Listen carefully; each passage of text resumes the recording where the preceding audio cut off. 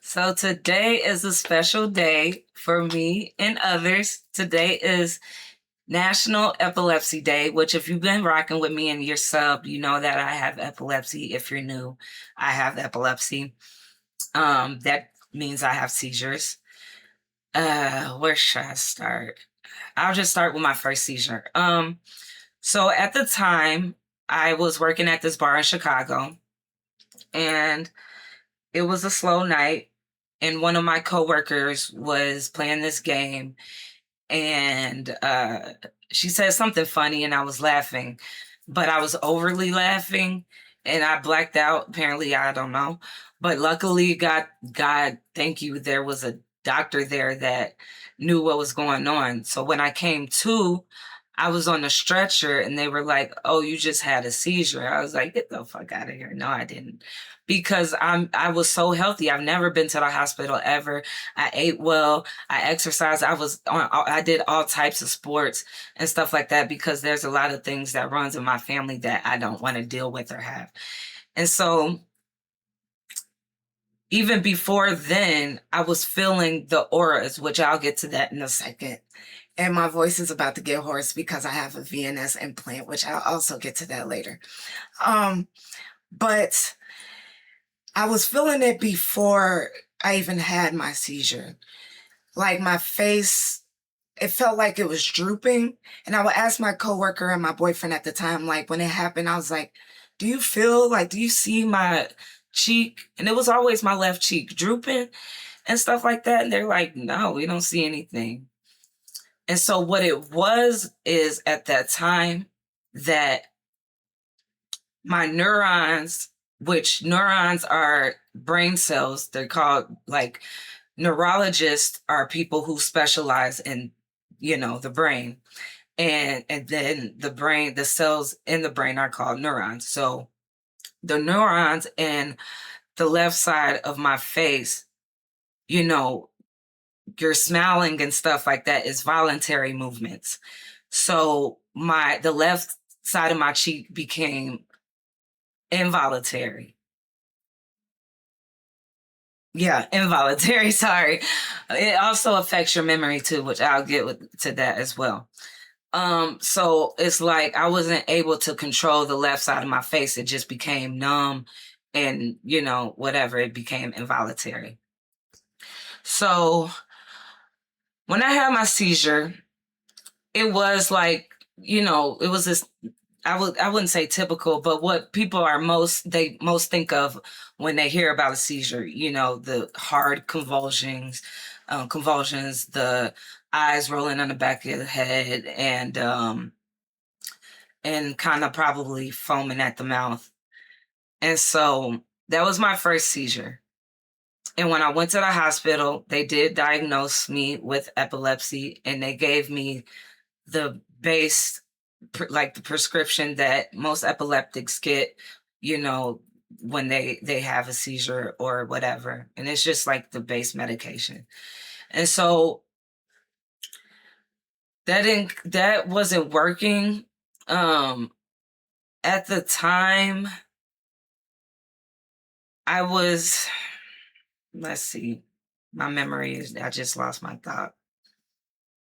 Okay, so my auras. So after that, that's another thing that like is an aura of my face is numb. My neurons, my nerves are numb. But it came with ringing in my ears. Like if you have a concussion, it's not like a high pitch, but it's just like my ears, they've been ringing ever since I was diagnosed at 22. I'm now 32, so I've been dealing with this for 10 years. They've been ringing. I feel like you just feel like something's wrong. Your brain is warning you that you're about to have a seizure. Get somewhere safe so you have it and you're good. Um, so my ears start ringing. I get this feeling in the pit of my stomach and it feels like I'm going to throw up. And my head just feels like, I don't even know how to explain it. It feels so fucking weird.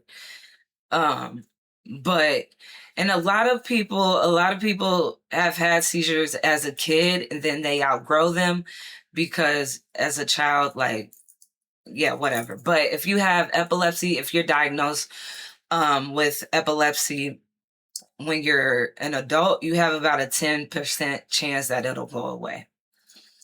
So I was hella mad at that because I was very outgoing. I was going to like festivals like Lollapalooza, concerts and stuff like that, which I still can do today.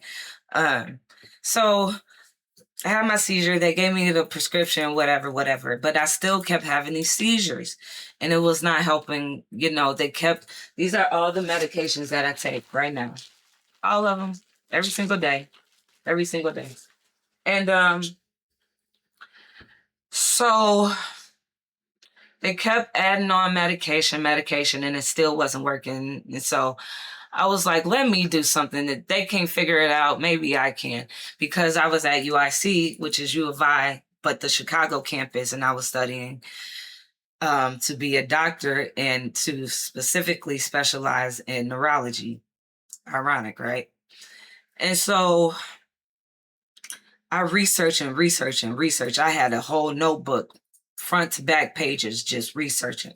And I finally figured out what I had, what type of epilepsy I had, which is very rare.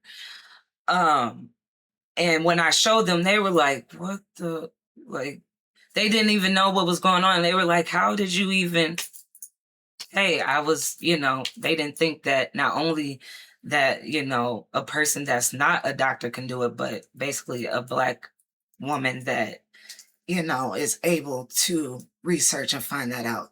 My voice is getting hoarse again with the VNS implant. Like I said, I'll discuss that later. So what I came out to find was I have catamenial epilepsy, which is very, very rare. So I'm going to explain it here. And catamenial epilepsy is a type of epilepsy in women where seizure frequency increases significantly during specific phases of the menstrual cycle, affecting 10% to 70% of women with epilepsy.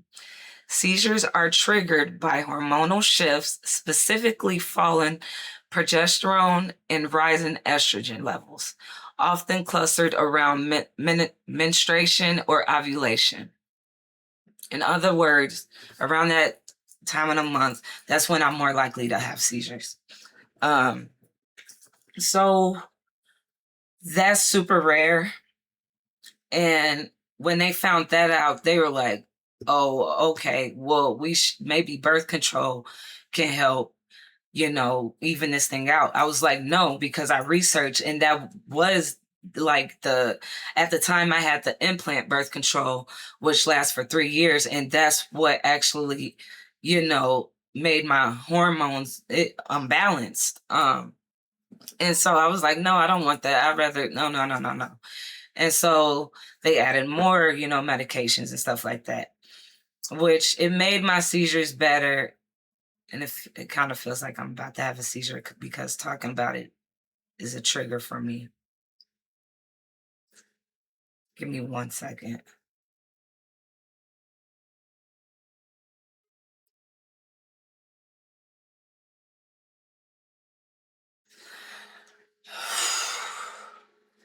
Okay, thank you, God. Yeah, it's crazy. So when you have epilepsy, it comes with auras, which are your brain is signaling to you that you're about to have a seizure, get somewhere safe so you can, you have this seizure and you're good. And so one of my auras is one of my first ones was the feeling of my face, but mostly my ears. My ears are always ringing. So when I do my reactions, you guys don't know, but my ears are always ringing like if you have a concussion. And the reason why it happens first on the left side of my face, first of all, when my neurons was becoming involuntary, it was because of the temporal lobe of my brain, which affects the left side of my brain and also the hippocampus. And it affects your auditory, how you hear things. So with that, my ears ring, the left side of my, cheek droops, my eyes, I see double, stuff like that. Um, and so when I get these auras, I hurry up and get to somewhere safe, either a couch or whatever. I lean on my side because sometimes you do vomit. I've vomited when I've had a seizure or during when I had a seizure. You're never supposed to put anything in anybody's mouth. I hate when people say that put this in their mouth. No, you don't do that. It comes with the territory, okay? That comes with the territory. I've had seizures, in my sleep to where when I wake up, I've bit my tongue. I could feel that I bit my tongue. I'm like, okay, yeah, I had a seizure in my sleep. And I've had seizures everywhere. I've had seizures in crosswalks, in the middle of the street, in alleys, in pools, in showers, in fucking at work, at airports, all types, everywhere, because they didn't know what was going on and because I have this rare type of epilepsy. And no, lights does not affect me. That's not one of my triggers.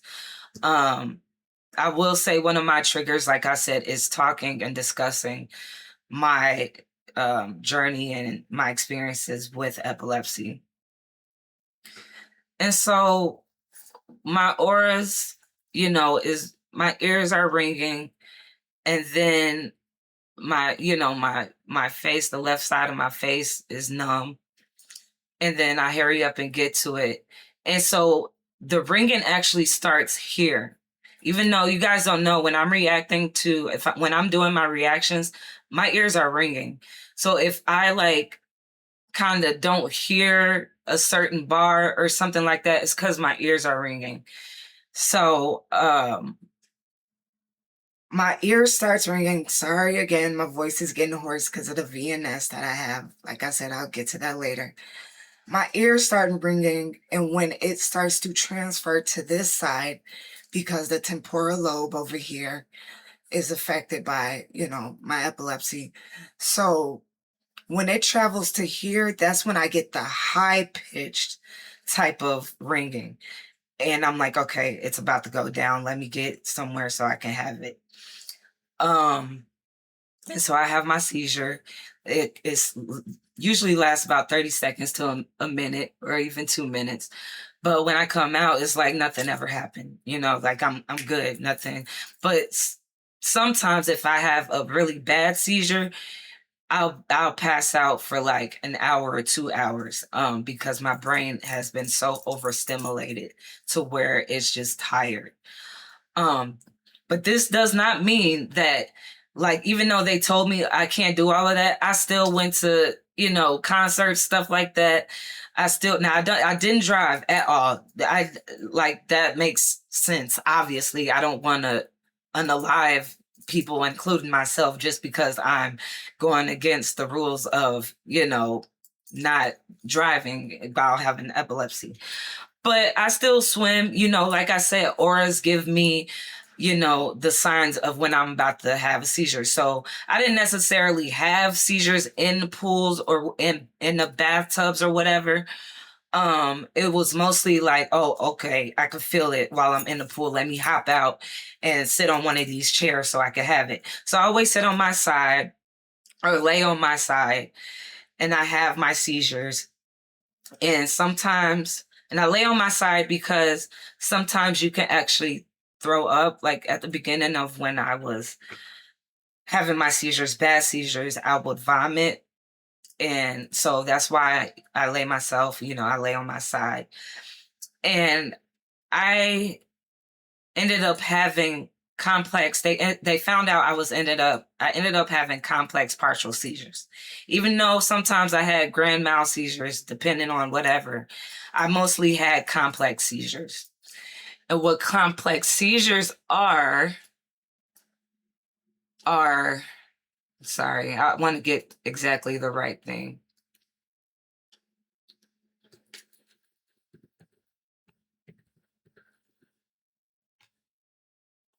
Okay. So complex partial seizures are, well, now they're called focal impaired awareness seizures, which is just too long. I'm not going to say that. But they're a type of epilepsy originating in a specific brain area, usually the temporal lobe, that causes a temporary loss of consciousness or awareness. Symptoms include blank stares, automatic behaviors, lip smacking, fumbling, and confused repetitive actions. These seizures typically last 30 seconds to 3 minutes. So mine lasts about, like, I would say, yeah, about 30 seconds to a minute. If it keeps happening, like, and it doesn't stop, I have to go to the hospital. There's no way. Like, I need help now. So with having complex partial seizures, I'm kind of conscious, but then, like it says, um, you're usually it's a loss of consciousness and awareness, but I am aware consciously. It's just like everything is like, it doesn't make sense to me. And so I see double, I can see double. My lips do smack sometimes. My eyes don't roll in the back of my head, but they flutter. Um, and sometimes I have, even when I'm sleeping, I'm not having a seizure. My body jerks, like my body is misfire. My brain is misfiring a little bit. So it's just like if you're trying to like do something with electricity and then you get a spark, that's what it's like. The brain is like sparking and stuff like that. So I lay on my side and stuff like that. So that's part of having a complex partial seizure. Okay. So they figure out what type of epilepsy I have, what type of seizures that I have, and all of that. They tried to put me on birth control. I was like, no. So they was like, we could do surgery. I was like, we ain't doing brain surgery. I don't trust anybody inside my brain. No. One little slice and I'm probably paralyzed for the rest of my life. But they were like, okay, my neurologist, who I love, thank you, God, for creating her and putting her in my life, because she was actually one of the top neurologists in the world that actually help create the VNS, which is called it stands for the vagus nerve stimulator. And my voice is getting hoarse again because of it. So what it does is it stops seizures from happening before they even start. So with my voice becoming hoarse this whole time I've been talking, it has stopped about probably, I don't know, 4 seizures. I don't know. So yeah, every time my voice gets hoarse, it's stopping a seizure before it happens. And the last time I ran diagnostics on it, they said it stopped over like 400 seizures. So shout out to Dr. O'Dwyer, Rebecca O'Dwyer, for doing that. She was so awesome. We were close like this. She loved my writing. She bought my book. We talked about her life, whatever. And shout out to Rush Hospital. They are literally like the #1 in the nation that is specialized in neurology, which neurologists, they're called neurologists because the brain cells are specifically called neurons, So her being my neurologist, and I trusted her fully. So I got it and it ended up working. I was able to work out and do stuff that I usually do, go to concerts still and stuff like that. But I still had to be cautious. And I've had seizures so many times, even after that. It is just crazy. Like I said, crosswalks, alleys, seizures, bathtubs, swimming pools, airport, and just everywhere at work. I even still try to work, even though they said I shouldn't. I still try to work because I'm not gonna let this stop me from living. And it also did create, it also brought on anxiety and depression, which usually comes with the territory when you are diagnosed with epilepsy.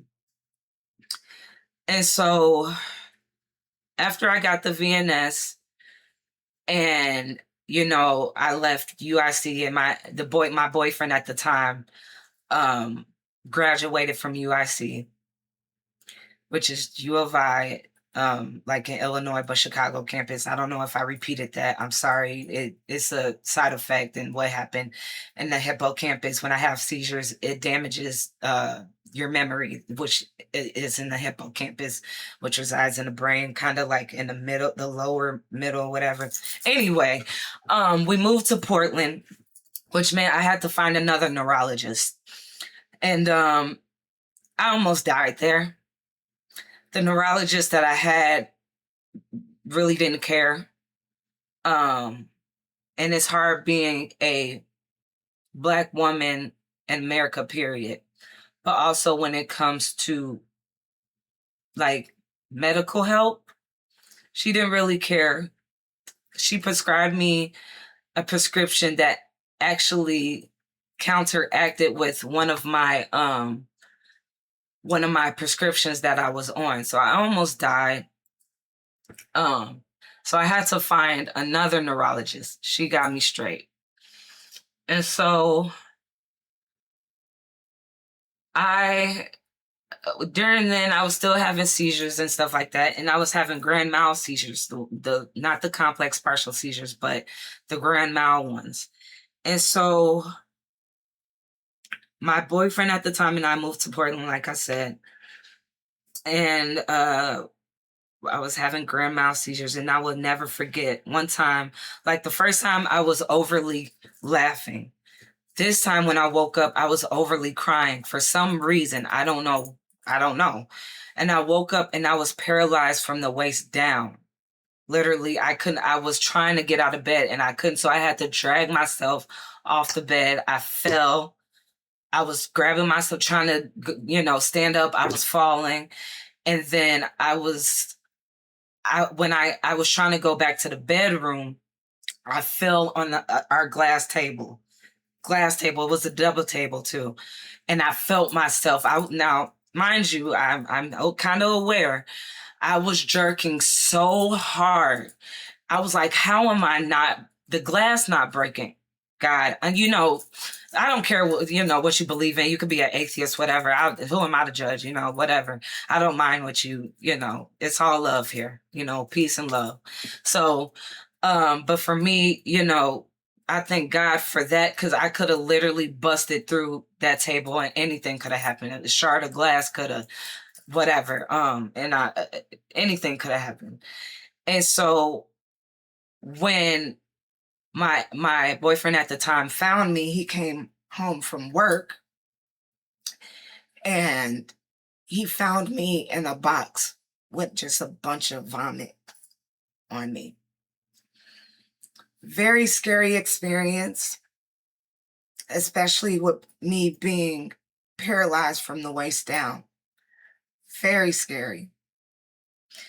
And I've had scarier moments, but that just really, that's an imprint in my mind that I will never forget. And so after we broke up or whatever, I moved back to Chicago. And everything was pretty much okay. I wasn't having too many grand mal seizures. I have some here and there, but I was mostly having complex partial seizures. And my dad was looking out for me at that time because my mother, she's from St. Louis, and my father is from Chicago. And after they divorced, so I was born in Carbondale, Illinois, but I was raised in Chicago for the most part. So when they divorced, my mom lived in St. Louis and my dad lived in Chicago, whatever. And I lived with my mom for a while in St. Louis, but I lived for the most part in Chicago. And so when I moved to back to Chicago from Portland, my dad would always look out for me. He had cameras around the house just in case. And I lived in the hood too. So, anything could happen. So he had cameras around the house, just to make sure that, I didn't have any seizures or whatever. And it got better, but my life changed. I was afraid to go out. it was very embarrassing to me. It was hard for me to date because I felt like people were going to judge me, or stuff like that. Men were going to judge me, and it just, if it's really embarrassing to have this a seizure in public. But to be honest, people didn't judge me. In fact, they were very sympathetic because they, I don't know, I just had this fear of it. And they were like, oh my God, well, I'm here for you, stuff like that. Now, my mom and dad, they will also be like, okay, be aware when you're out and you have a seizure or whatever, if somebody tries to take advantage of you, if when I'm out of it. And not just, when it comes to like physical or, other things sexual wise, but also taking my money and stuff like that. And that it only happened once. And I was having a seizure in the Uber, and while I was getting out, like, I was trying to make myself, but I had fallen in the middle of the street on the concrete, on the pavement.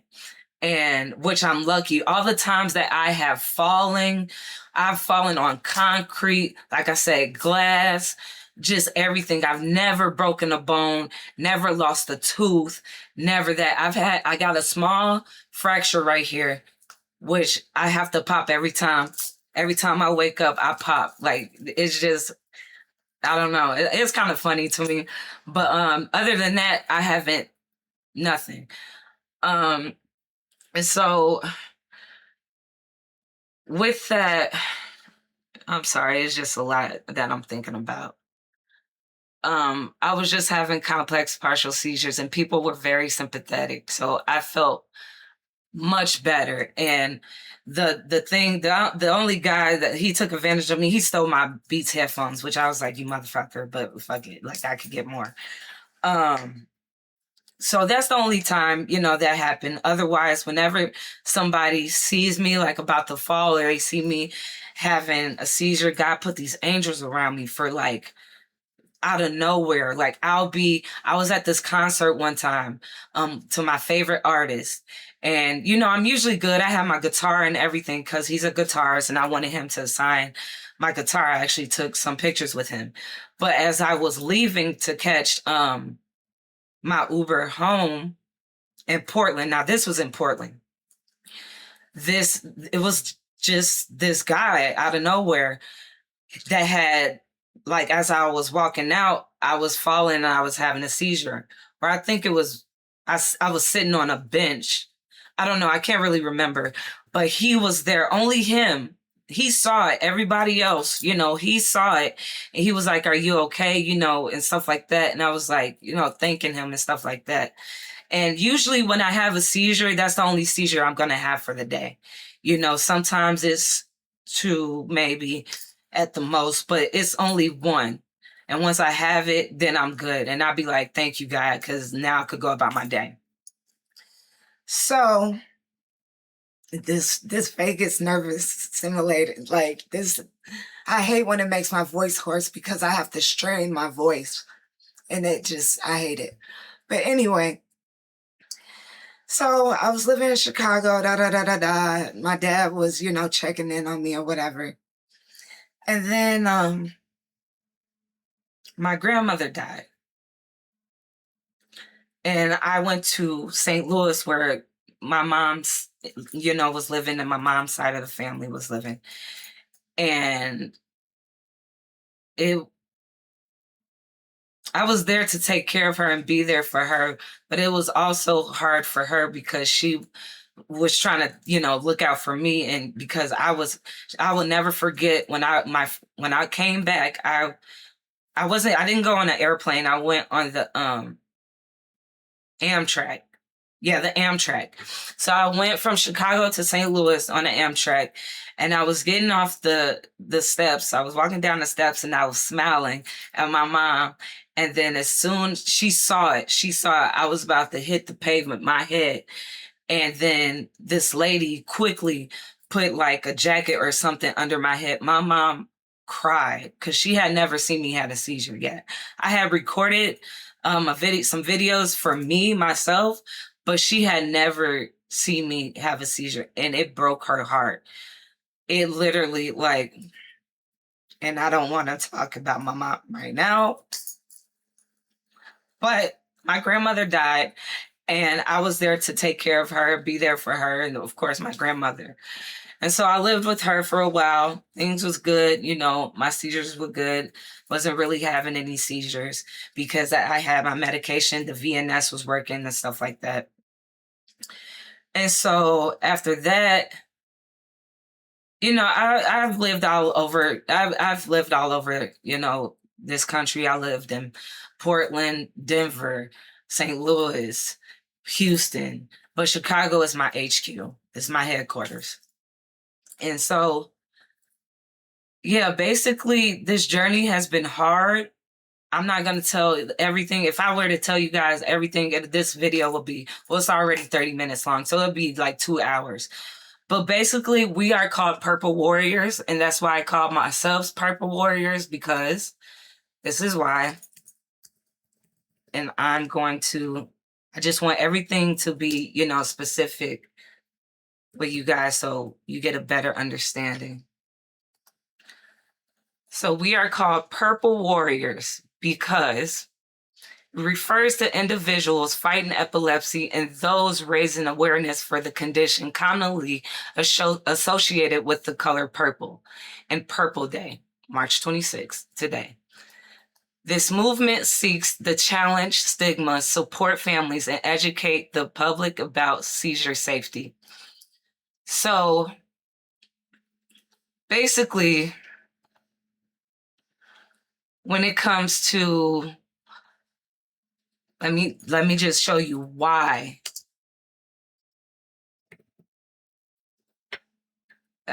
Sorry.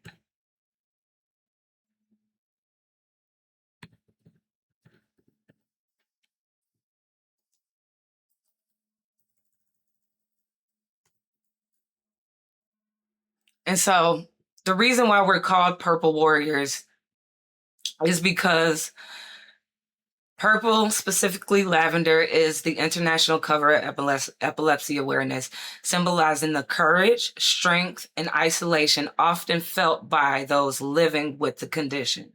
And this is so true. Like I said, I felt very embarrassed. I stayed in the house more.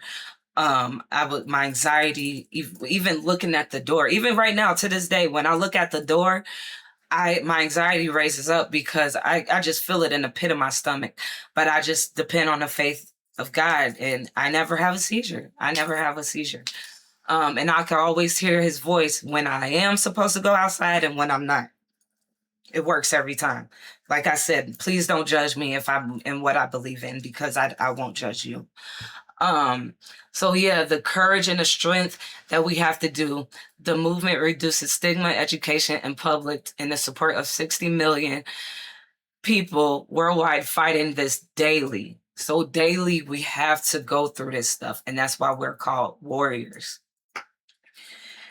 And that is so much the truth. Every day I have to fight and fight. I feel sick. I don't feel like myself. Like when I'm on a plane, my ears pop. I feel like myself. Like that my ears aren't ringing. I'm like, oh my God, yes. But as soon as we land, I'm back to an epileptic. So this daily fight, when I turn off the cameras and before I turn on the camera, this is what I go through every single day with the medications, with having epilepsy, and then going through life situations like my mother passing away last year, like my father being locked up right now, unfortunately. All the deaths in my families that I had last year was really bad for me. So just this daily fight that we go through is so hard. Because to look at me, you wouldn't know. It's a hidden condition. You wouldn't know. I'm sorry, y'all. You wouldn't know that we have epilepsy until it's too late and we have the seizures. And to go through this every day, I still worked. I still did this until I couldn't work anymore. It's just like, The last time I worked, I was in Denver, and this wasn't too long ago. I was working at a dispensary, you know, marijuana THC, which helps me with my seizures. It really does. Um, and I have this daily fight every day, mentally, physically, emotionally. I've been suicidal plenty of times, plenty of times.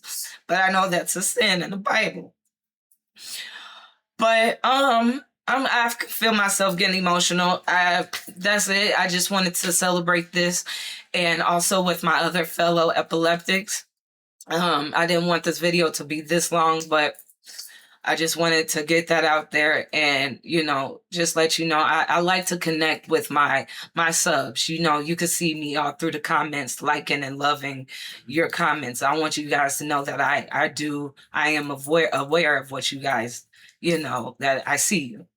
So I'm gonna leave it there. If you got any other questions, you know, I have my Twitter up there. And if you want to know even more about me and my life, my book, the link to my book is also there. My first book, I'm in the middle of writing my second book right now. So if you want to know anything more about me, you can just, even if it doesn't, a video that doesn't pertain to hip hop, you could just ask me anything, you know, or how you feeling, or, you know, what is this? What is that? You know, I don't mind. I'm an open book. So, this is my video for today to celebrate myself and our fellow epileptics. And we do have a specific month as well. I believe I don't know if it's October, so I will be making a video of that as well. Let me make sure. Sorry, I should have had this up already. Is it August? I don't know, the hippocampus. November. Okay. I knew it was okay. So October, it was not October, it's November. Okay. So I will be doing a video, probably a longer video than this one. So I just wanted to, you know, tell you guys and show you and share my experiences with living with epilepsy and this type of specific rare epilepsy. So, you know, I'll probably, as far as music goes, because, you know, this is a hip hop reaction channel, you guys. So if anything drops today, I'll drop another video. To my fellow epileptics out there, this video is for you. And if you are a hip hop head and you are an epileptic, welcome to the family. You are a purple warrior. Subs, you are my purple warrior. Whenever, if you don't even want to if you just put purple hearts in the comments, you know, if you watch it, just put a purple comment or a purple emoji in the comments. You know, like a lot of people watches Moni. She has her roses. A lot of people watch Deleted with the villain. You know, mine is a purple heart. Okay. I'm in a lot of lives sometimes, koalas, does, a lot of people's, HHSB, because he shot down to Chicago, shout out to him. But yeah, so if y'all catch me in a live, please drop them purple hearts in there, or drop some purple hearts in the comments. So love, peace, love. Y'all have a blessed day.